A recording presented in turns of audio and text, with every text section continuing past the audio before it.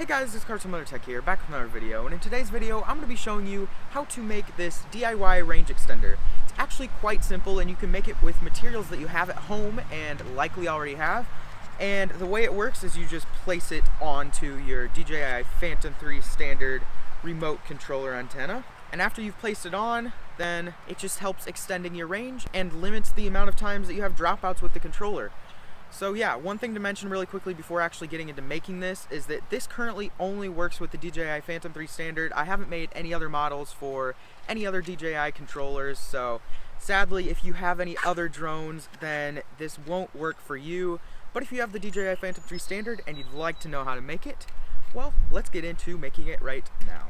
Alright, so now to get into actually making this range extender. If you'd like to attempt it yourself, it's very, very easy. The things that you're going to need to actually make this are, first off, this sheet of paper that I printed off, and I'm going to be leaving a link to download and print it yourself in the description down below. After that, you're going to need a file folder, and in my case, I used a manila file folder, but you can really use any color you want. And if you don't have access to a file folder, you can actually use pretty much any thin piece of cardboard that you can find. So an example of this would just be a regular cereal box. You can cut that up and use that. The next material that you're going to need is some scissors, some aluminum foil, some Scotch tape, and an Elmer's glue stick. Really, you can use pretty much any glue stick, but I just used Elmer's because that's what I had at the time. The first step in creating this range extender is you're going to need to get yourself some aluminum foil that covers the surface of whatever file folder or cardboard that you're using. So in my case, I have to make sure that it fits on one side of the file folder. After that, you're going to actually be gluing the aluminum foil onto the file folder. So just put a lot of glue on the surface that you're going to be gluing it onto. I put on a lot. And then when placing the aluminum foil down, it actually does not matter which way it is facing, but I chose to have the shiny side facing up, so I made sure to have the matte side facing down on the glue. Then you just press that down onto the cardboard, obviously, and make sure it's adhered well. Now the next step is you're going to want to go and actually cut out the template pieces now. One thing to mention before actually cutting this out, make sure that the square in the top right hand corner is actually square after printing it out. If it is not, this project will not work well. So make sure that you have your piece of paper printed out correctly where it is a square. So here I am just cutting out the rectangular section of the template. This rectangular piece is actually the part that you're going to be gluing down to the back side of where the aluminum foil was glued onto. So this is just going to be on the reverse side, and again just using some Elmer's glue to glue this on. Stick it down well, make sure it is stuck on and that it will stay. And the next up, you're going to want to cut out the really oddly shaped other piece of this range extender. And when you're actually cutting this out, you're going to want to make sure that the tabs that are pointing out from that, you're going to want to make sure that you actually give it a little bit more paper than what it shows, because later when you're actually taping this down, you're going to make sure that you have a lot of paper to tape onto. So now that I've got this cut out, you're just going to go and glue this on to another piece of cardboard or the other side of the file folder that does not have aluminum foil on it. You do not need aluminum foil for this part, so just glue that down. The third step for this project is you're just going to go and cut out the pieces that you had just glued down. Here you got to go and cut out that really weirdly shaped piece once again, and one thing that I would suggest is just cutting off the rest of your cardboard. It saves you a lot of time, and yeah, that's what I did here. Just make sure to give a little bit of extra paper for these tabs, as you can see. And then there you go. Now I've got both of my pieces cut out, so now we just gotta cut a couple of slits on the rectangular piece, and then we can actually put these pieces together. So you can really use anything you want to cut the slits out, but I chose to use a knife, but you can also use some scissors if that's all you have. Now that those are cut out, you're going to want to make sure that you bend the rectangular piece and also the other strangely shaped piece like I did here. Make sure that you have the aluminum side of the cardboard now actually facing in towards the other piece, and you're just going to be placing these prongs in through the rectangular piece. This can be quite simple, but I made it a little bit difficult for myself because I did not cut the slits wide enough, so that may be one thing that you want to do. There's my dog Marley watching me make this project. After you have all 6 tabs placed in through the slits, you're going to want to make sure that you pull them all through just to make sure that the circle piece sits flat on the now curved rectangular piece. And now you're just going to want to bend up those tabs and then tape them down with some Scotch tape. You can really use any tape you have, but this just works best.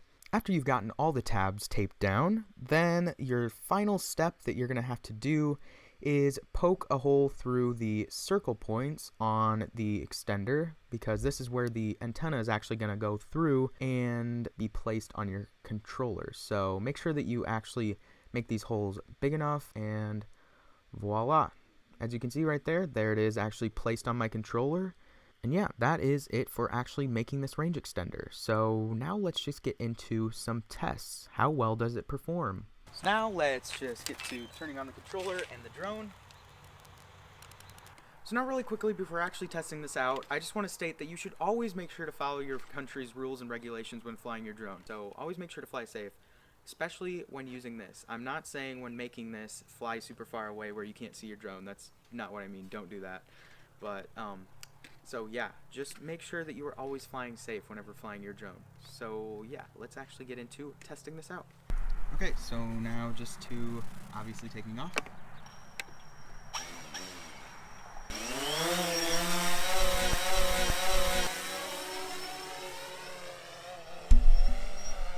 So here we go. Currently at the moment I have full bars Wi-Fi and full bars controller, which is good. Not going straight. I can still see it.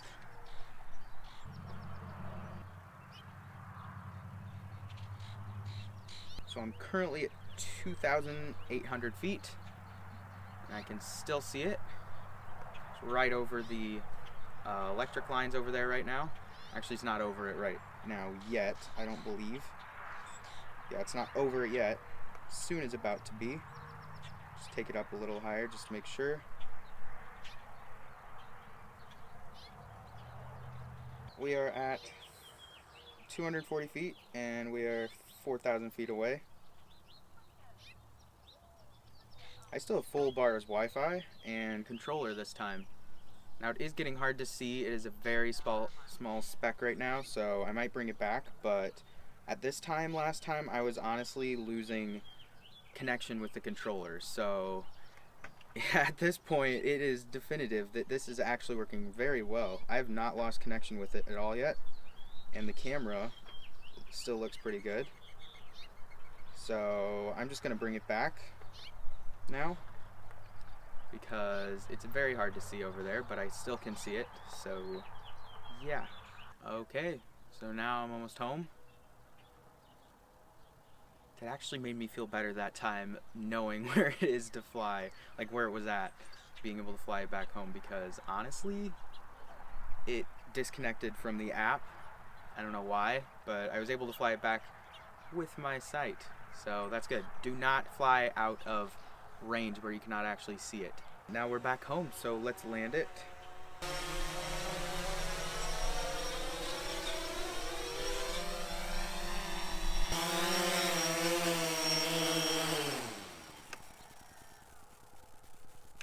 So yeah, that's pretty much it for testing this DIY range extender. I hope you guys enjoyed this video. If you are planning on making this, then I would say if you are having problems with interference issues or other things, and your distance on your controller to your drone isn't that good, then I would definitely suggest making this. It only takes about 10 minutes to make, and if you have 10 minutes of your time, it's practically free, so try it out yourself sometime. And if you'd like to make it and download the actual PDF to make this, this was not made by me, or it was not created by me in the first place. The original link will also be down in the description, but I'll also include the exact PDF file that I used and downloaded when making this one that I made myself. So yeah, If you'd like to make it, then just check the description below, and yeah. So I hope you guys enjoyed this video. If you guys would like to see more DIYs for your drone or things like that, then make sure to comment down below what you guys want to see. Maybe you guys like these videos, and maybe I'll stick to them. I kind of like doing them. So that's pretty much it for this video. If you guys enjoyed it, make sure to give it a big thumbs up, and if you'd like to subscribe and see more of my videos like this, then click below to subscribe, even if you're on mobile. If you'd like to see my last video, that should be up there, and my last drone video, that should be down there. So yeah, that's pretty much it for this video. Hope you guys enjoyed it. If you'd like to see more like this, then subscribe. See you in the next video. Peace.